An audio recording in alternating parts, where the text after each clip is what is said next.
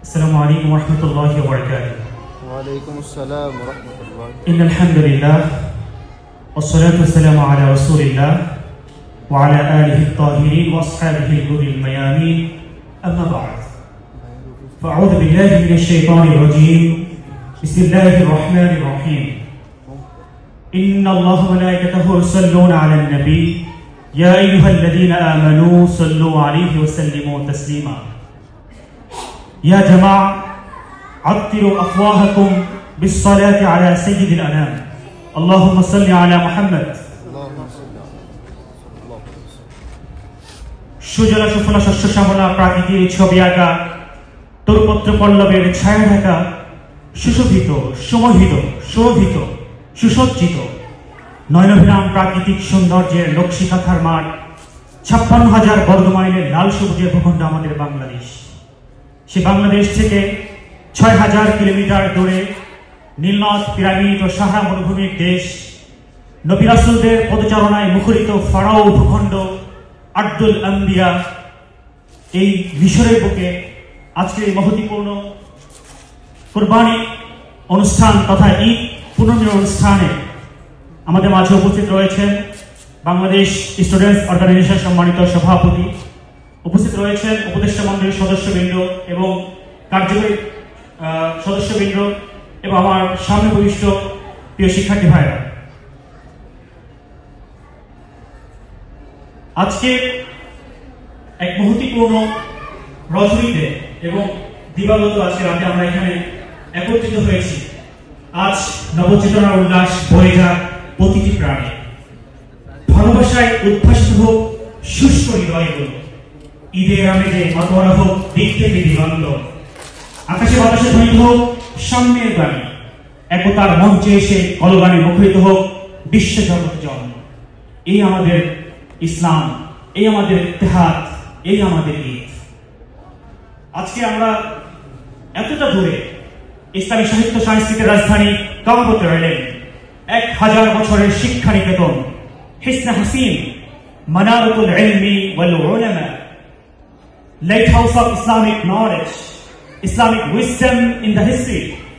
আল আজহার শরীফে আল্লাহ আমাদেরকে আসার তৌফিক দান করেছেন, যেটা আজ থেকে আপনারা জানেন ১,০৮৫ বছর পূর্বে এই মিশরের বুকে প্রতিষ্ঠিত হয়ে যারা বিশ্বকে জ্ঞানের মাধ্যমে শাসন করে আসছে, যুগে যুগে তৈরি করেছে ইবনে হাজার আসকালানী, ইমাম বদরুদ্দিন আইনি, ইমাম কাসরানী সহ অসংখ্য ইসলামিক স্কলারকে, যারা এই বিশ্বের বুকে মাথা উঁচু করে দাঁড়িয়েছে। আজকে আমি আপনাদেরকে ছোট্ট একটা উদাহরণ টানতে চাই। আপনারা আজকে আল আজহারের একজন গর্বিত ছাত্র। আমি জানি এখানে আমাদের কায়রো বিশ্ববিদ্যালয় সহ আইরিশ শামস আমাদের অন্য ভাইরা রয়েছেন, সকলকে আমি আহ্বান করছি, সকলকে আমি অভিনন্দন জানাচ্ছি। আল আজহার বিশ্ববিদ্যালয়ের আজকে আপনি ছাত্র হিসেবে আপনার গর্বিত হওয়া উচিত। কেন উচিত? আমি জাস্ট সেই টপিকে 2টি পয়েন্ট এবং আমাদের মুসলিম বিশ্ব নিয়ে 2টি পয়েন্ট আলোচনা করে আমি শেষ করব। যেহেতু আজকে ঈদের আয়োজন, আজকে আমাদের আপনারা জানেন যে ইত্তেহাদের আয়োজনে আছে উট কোরবানি হয়েছে, যেটা ইত্তেহাদের এই প্রথম। আমিও গত 2 বছর সাধারণ সম্পাদক দায়িত্ব পালন করেছিলাম, তো তখন আমরা বিভিন্ন গরু বা অন্য আয়োজনগুলো করেছিলাম। এবছরই আমার খুব ভালো লেগেছে যে আজকে উট কোরবানির মাধ্যমে আপনাদেরকে তারা একটি সুন্দর আয়োজনের ব্যবস্থা করেছে। তো যেহেতু আজকে খাবার দাবারের আয়োজন, আলোচনা শোনার ধৈর্য আমাদের নেই, যাই হোক তবু আমি 2 মিনিটে আমি আলোচনা শেষ করছি। আজকে আপনারা জানেন যে আজকে আমাদের যুগে, আধুনিক যুগে যে ক্যামেরাগুলো রয়েছে, বিশেষ করে আমরা যে সিডি বা আমরা যেগুলো মানে ফিল্ম থেকে যেগুলো আমরা বুঝি, এই ক্যামেরা যেটা আমার ফোনে যে ক্যামেরাটা রয়েছে, এই ক্যামেরার যদি আমরা মূল ভিত্তি খুঁজতে যাই, যেটা কোথেকে আবিষ্কৃত হয়েছে বা কে আবিষ্কার করেছে, আজ থেকে ১,০০০ বছর আগে ক্যামেরা অবজেক্টিভরা যেটা ছিল, যেটা হচ্ছে মূল বেসিক ফাউন্ডেশন ক্যামেরার, যেটা আবিষ্কার করেছিলেন ইবনে হাইসাম। আপনি গুগলে সার্চ করে দেখবেন যে ইবনে হাইসাম কে ছিলেন। ইবনে হাইসাম আল আজহার বিশ্ববিদ্যালয়ের একজন ছাত্র ছিলেন। ইবনে হাইসাম আল আজহার বিশ্ববিদ্যালয়ের একজন শিক্ষক ছিলেন। শুধু তাই না, আজকে আল আজহার মসজিদে আপনারা যে বড় গম্বুজ দেখতে পান, তার নিচে একটা কামরা রয়েছে, সেখানে ইবনে হাইসাম বসে গবেষণা চালাতেন। এর অসংখ্য ইসলামের জ্ঞান, বিজ্ঞান, শিল্পকলা, সাহিত্য, দর্শন সব ক্ষেত্রে আজহারিদের অনেক অবদান আপনি খুঁজে পাবেন। আমি উদাহরণটা কেন টানলাম? আজকে যে মুসলিম জাতি বিশ্বের বুকে একদিন মাথা উঁচু করে দাঁড়িয়েছিল, অর্থনীতির শাসন করেছিল, আল্লাহু আকবার ধ্বনিতে ধরাধাম মুখরিত কম্পিত প্রকম্পিত করেছিল, সে মুসলিম জাতিটি নির্যাতিত, নিষ্পেষিত, অবহেলিত। তারা জ্ঞান, বিজ্ঞান, শিল্পকলা, সাহিত্য চর্চার থেকে সরে এসে তারা আজকে খড়কুটের মতো অবহেলিত একটা জাতিতে পরিণত হয়েছে।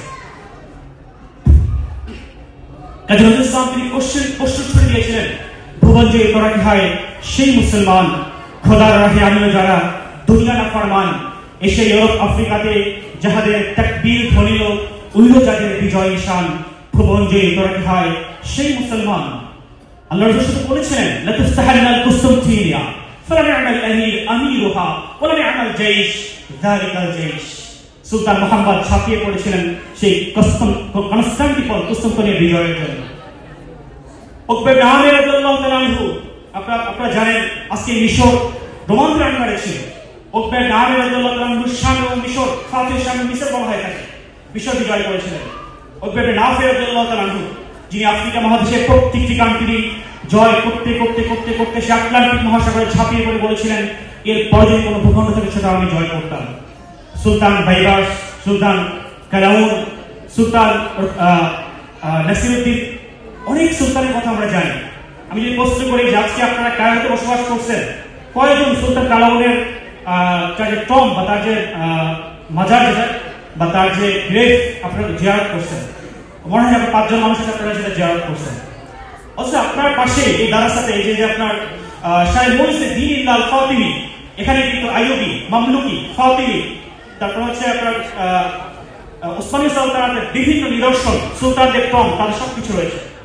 আজকে সুলতান রুকনুদ্দিন বাইবাসের কথা আপনারা জানেন যে একসাথে কিন্তু সেই মঙ্গোলীয় বাহিনী এবং একসাথে রোমান বাহিনীকে কচুকাটা করেছিল, যারা সে আমাদের বাগদাদ নগরী ধ্বংস করে কিন্তু এখানে আসছিল চাইনা জালতে প্রান্তরে।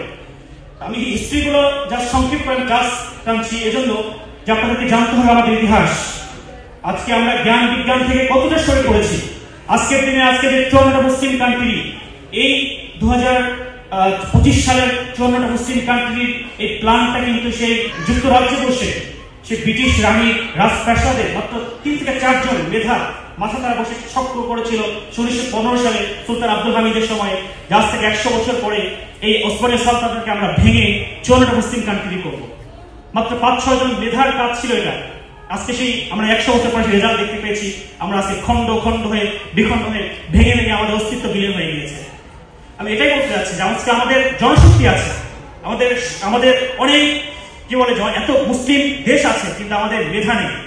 আমাদেরকে মানে কি বলে যে জ্ঞান বিজ্ঞান চর্চা করার মতো আমাদের সেই মেধা আমরা তৈরি করতে পারিনি, কিন্তু আমরা চর্চা করছি না। আজকে আমি এখানে আপনাকে কোশ্চেন করি, আপনারা সবাই আজহার এখানে পড়ছেন, আলহামদুলিল্লাহ দারাসাতে প্রায় অনেকগুলো দর্শ হয়, আমার প্রায় যাওয়া হয়। আমাদের প্রায় 3000 স্টুডেন্ট রয়েছে। আমি প্রতিদিন গুনি যে আমার বাংলাদেশি কতজন ছাত্র এখানে আছে। আমি সর্বোচ্চ 10 থেকে 15 জন বা 7 থেকে 8 জন মানুষ এখানে খুঁজে পাই। আপনারা জানেন যে দারাসাতে কতগুলো দর্শ একদিনে? আপনি হিসাব করে দেখেন, আল আজহার সহ যত মাদিয়াফাগুলো রয়েছে প্রায় 8 থেকে 10টা ক্লাস, প্রতিদিন 7 থেকে 8টা সাবজেক্টের 8টা ফুলনের উপরে দর্শ হয়। কিন্তু আপনাদের বাংলাদেশে আমি সেখানে খুঁজে পাই না। আপনারা এখানে আসছেন, আলহামদুলিল্লাহ দারাসাতে কোনো রকম কুলিয়াতে গিয়ে কোনো রকম 5টা করে চলে যাবেন, আজহার ট্যাগ লাগাবেন। অথচ আপনার জ্ঞান বিজ্ঞান শিল্প সাহিত্য দর্শন আপনার চর্চা কোথায়? আপনার আউট নলেজ কোথায়? কি চর্চা করছেন আপনি? কি নিয়ে যাবেন বাংলাদেশে? তো যাই হোক, এই টপিক আসলে অনেক কথা বলার ছিল আপনাদেরকে, যদি পরবর্তী সময় পাই কথা বলবো, যেহেতু আজকের মঞ্চ এই মঞ্চ কথা বলার মঞ্চ না। তো আমি শেষ করছি একটি কথাই যে আজকে বাদশাহ বাদশাহ মামা শিরোচকর মুসলমান দাওয়াত এসেছে নয়া জামানার ভাঙা কেল্লায় উড়নিশান, ঘুমিয়ে কাজা করেছে ফজর, তখনও জাগিনি যখন জোহর, হেলায় খেলায় কেটেছে আসর, মাগরিবের ওই শুনি আজান, জামাতে শামিল হওরে এসাতে এখনো জামাতে আছে স্থান, বাদশাহ মামা বাদশাহ মামা শিরোচকর মুসলমান। আজকে অমরপন্থী পথিক দিকে দিকে প্রয়োজন, পিছে বোঝা দিয়ে পাড়ি দিবে যারা, প্রান্তর প্রাণপণ উষার মরণ অনাবাধি মাঠে ফসল ফলাবে যারা, দিক দিগন্তে তাদের খোঁজিয়া ফিরেছি সর্বহারা। আসসালামু আলাইকুম। ওয়া আলাইকুম আসসালাম।